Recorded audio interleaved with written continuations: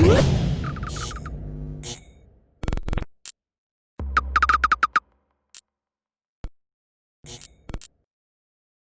is Andi Purewal for Boxing Social in association with Betfred.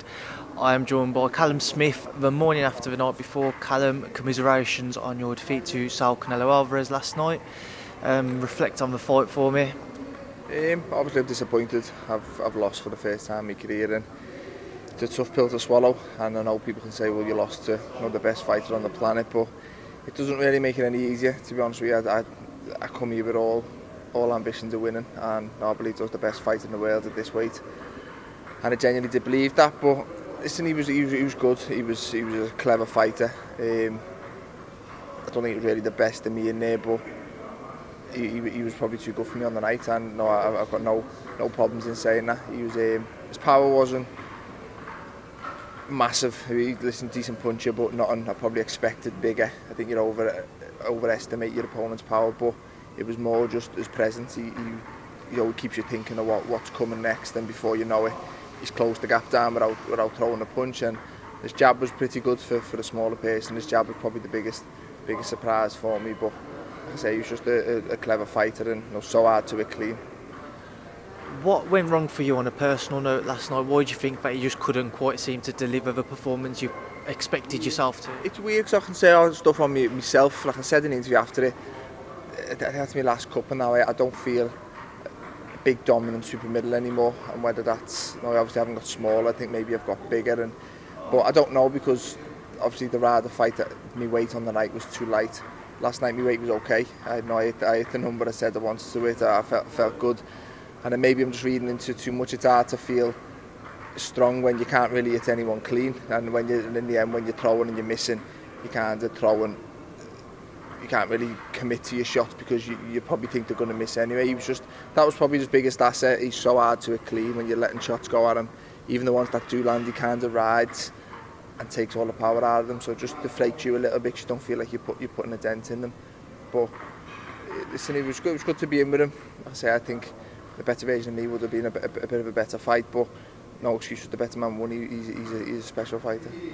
Sharing the ring with him, did he do anything above and beyond what you expected to, and what was the game plan heading into the fight? No, like I say, his power wasn't more than I expected. I probably expected a little bit more. His power was decent, but he tried his best to get rid of me, and he never hurt me.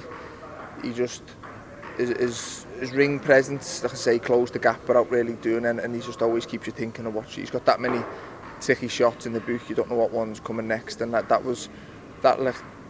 Again, it never took me by surprise because you watch him and you knew that, and I knew he was so hard to hit clean, but you always think, well, no, I will catch him.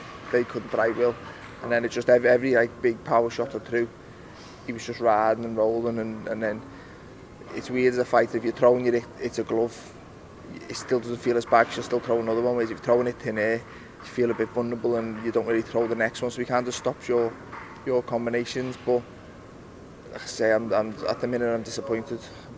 A loss to anyone for me is huge. I never wanted to lose. I've lost my world title, which I worked so hard to get. But I think in the long run, I lost to a good fighter. Talking about your arm, Callum, it's obviously been well spoken about that. We actually don't know what has actually happened to you. We just know he's very badly hurt and injured. What can you tell us about it and how it affected you during the fight? It's fucked, to be honest with you.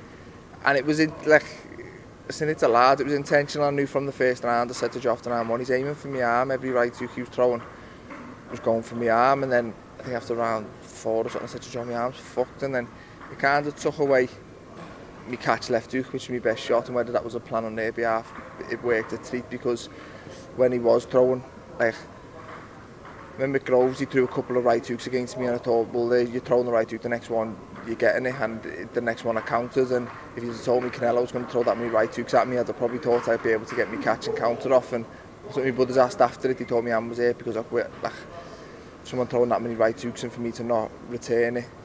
But when he was just hitting me in the arm, it was kind of making my arm drop rather than being able to return with it. But I still jabbed with it, you know what I mean? Didn't completely take it out the game, but it just took that one shot away from me. And I say credit to him, I think he knew what he was doing. And 12 rounds, he looked at the swelling and laughed and said, "Asked, is this sore?" So it's experience from his behalf. Do you know what I mean? He completely took away probably my best shot, but again, it's not an excuse. If he had 2 hands the whole fight, would I have won the fight? Probably not. He was just a little bit too good for me on the night.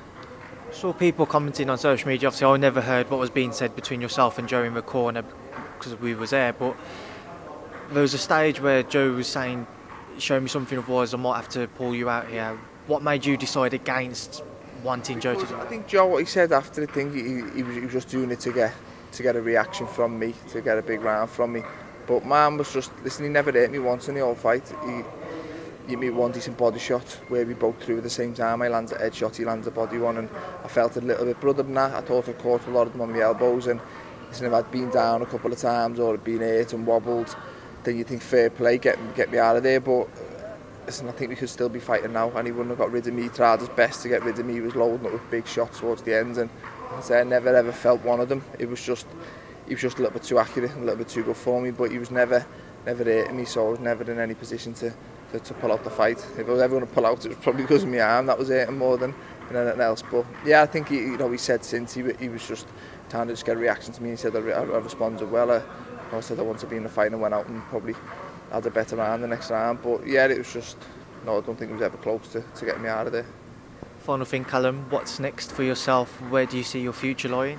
I don't know. Listen, it's been although I've been out for a long time, it's been a long year for everyone. I think it's been, frustrating, and I say it's been a long time in the gym, waiting for dates, whether it be for September, for October, for November, December.